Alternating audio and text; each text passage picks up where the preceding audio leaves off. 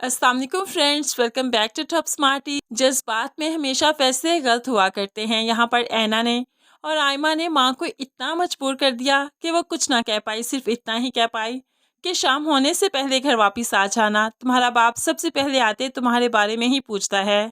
अब यहाँ पर बाप की इज्जत को रोनते हुए आयना रजा के घर कराची पहुँच जाती है और वहाँ पर उस्मान को भी मालूम पड़ चुका है कि ऐना कराची की बस पर सवार है और वो जानता है कि रज़ा कराची रहता है और ऐना कराची गई है। इसलिए वो अपने मामू को सब कुछ बता देता है। ऐना के घर आने से पहले ही एक तमाशा खड़ा था।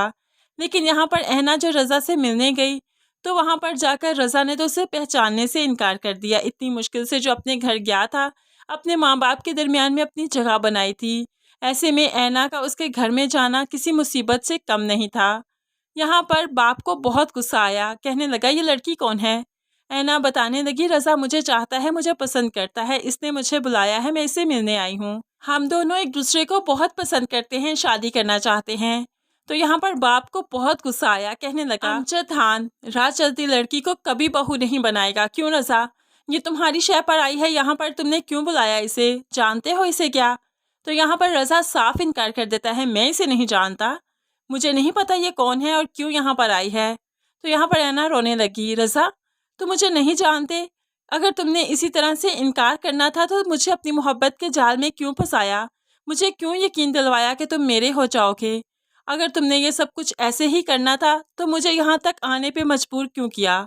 तो यहाँ पर रज़ा बोल पड़ता है, मैंने तुम्हें मजबूर नहीं किया, मैंने तुम्हें नहीं बुलाया, तुम अपनी खुशी से आई हो, अपनी मुसीबतों से जान छुड़वाने के लिए मेरे गले पड़ना चाहती हो, मैंने तुम्हें ऐसी कोई आस नहीं दिलवाई।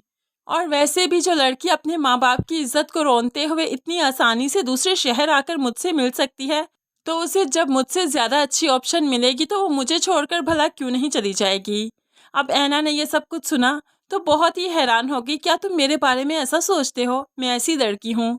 तो यहाँ पर रज़ा हाँ में सर हिलाता है, बिल्कुल ऐसी लड़की हो, तुमने साबित कर दिया, तुम्हारा दूसरे शहर में आकर मुझसे मिलना इस बात की दलील है कि तुम ऐसी ही लड़की हो। शानज़े को ऐना पर बहुत तरस आता है क्योंकि शानज़े भी मोहब्बत करती है।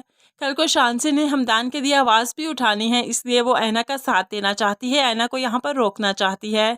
लेकिन ऐना अब एक पल के लिए यहाँ नहीं रुकेगी।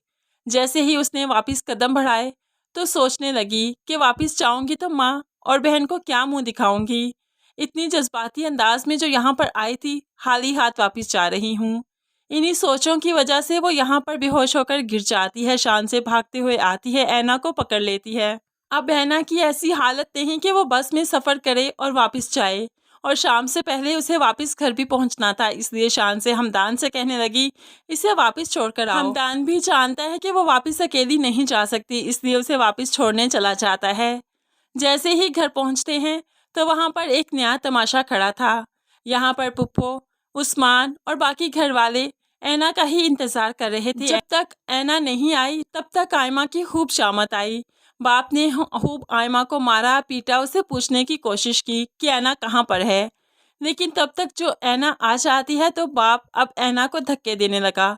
तुम इस लड़के के साथ गई थी, इसी के साथ वापस चली जाओ, मेरा मुंह काला करने के बाद क्यों वापस आई हो? ऐना जो पहले ही बुरी तरह से टूट चुकी थी, बिखर चुकी थी, बाप के सामने हाथ जोड़ देती है, मुझे माफ़ कर दें, अब जो कहेंगे वही करूँगी, जहाँ कहेंगे वहीं शादी करूँगी, मुझे माफ़ कर दे, मुझे इस घर से ना निकालें। लेकिन यहाँ पर पुप्पो धमका देती है, नहीं महमूद, निकाल दो इसे इस घर से, ऐसा करो इसकी माँ को तलाक दे दो, जिसने तरबियत ऐसी की उसे ही तलाक दे के इस घर से निकाल दो, फिर इसे समझ आएगा कि इसने क्या गलती की। यहाँ पर ऐना तड़प चाहती है, नहीं, मेरी माँ को मेरी वजह से तलाक मत देना, जो कहेंगे मैं करूँगी। तो यहाँ पर बाप हमदान को भी खूब मारता है, खूब पीटता है, तुम्हारी हिम्मत कैसी हुई मेरी बेटी को इस तरह से भगाकर ले जाने की? ले जाओ अब इसे यहाँ से, दिन होने से पहले पहले तुम लोग यहाँ से निकल जाओ, तुम्हारी शक्ल भी देखना नहीं चाहता। अब ऐना को हमदान के साथ वहीं से वापस आना पड़ा, क्योंकि अगर वो वापस ना आती तो बाप माँ को तलाक दे देता। अब यहाँ पर ऐना तो जैसे तैसे करके घर से निकल आई। आयमा ने बहुत कोशिश की कि उसको रोके, लेकिन फिर भी रोक न सकी। आयमा की तो किस्मत खुद हार चुकी है। अब यहाँ पर उस्मान के साथ ऐना की बजाय आयमा का निकाह हो जाएगा। आयमा ये सब कुछ देखकर हैरान रह जाएगी कि उस्मान को तो वो शुरू से ही नहीं चाहती, तो कैसे उससे शादी कर सकती है? उसके साथ तो मंगनी ऐना की हुई थी, लेकिन अब बाप के हुक्म के आगे कुछ नहीं कर पाई। अब यहाँ पर माँ ने उसको वो कामदानी दुपट्टा दिया और रुखसत कर दिया।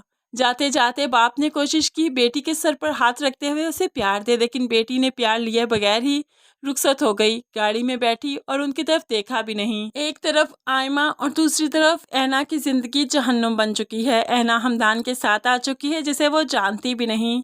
हमदान तो ऐना का नाम भी नहीं जानता। वो अब गाड़ी में बैठते हुए ही ऐना का नाम पूछेगा, आपका नाम क्या है, अपना नाम बताइए।